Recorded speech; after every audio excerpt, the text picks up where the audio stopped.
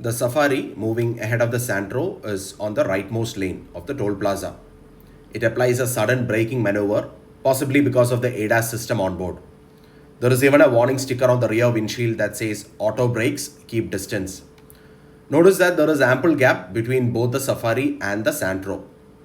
As soon as the Safari brakes, the Santro braked.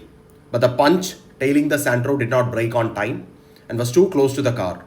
It hits the Santro and the Santro hits the Safari first. Transfer of momentum.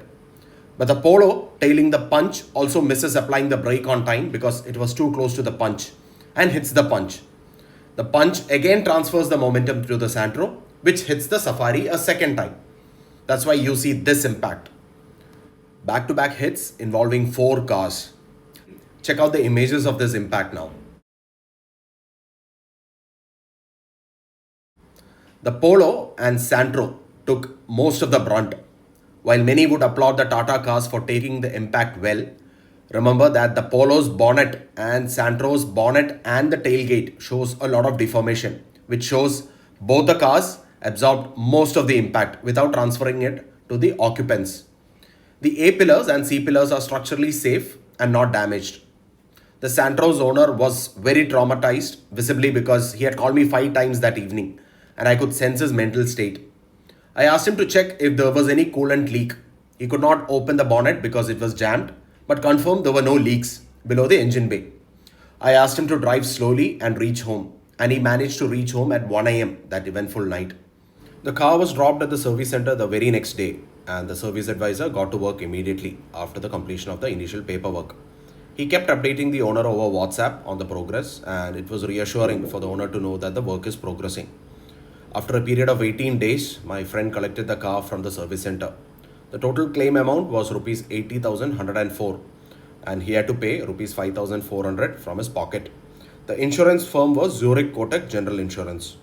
He drove to a nearby temple for a quick puja of the car. All is well that ends well. There are a few key takeaways from this incident. Maintain a safe following distance from the vehicle ahead. There are many thumb rules like the 2-second rule, 3-second rule, but keeping at least a 2-car gap can give you valuable reaction time during sudden braking situations. Many modern cars today are equipped with ADAS, Advanced Driver Assistance Systems, including Automatic Emergency Braking, AEB. These systems can apply sudden braking if the car detects a potential collision. In the event of an accident, exchange insurance and contact details with the parties involved whenever possible.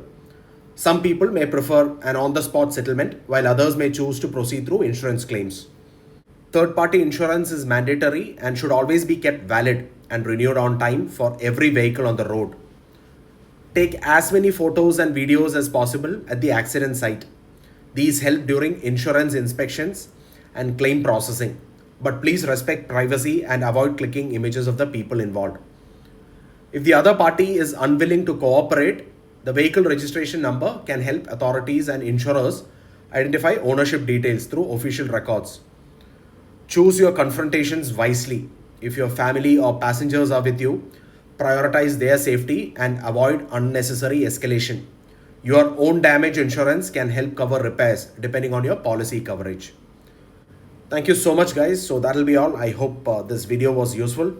I'll see you in yet another video. Bye and take care.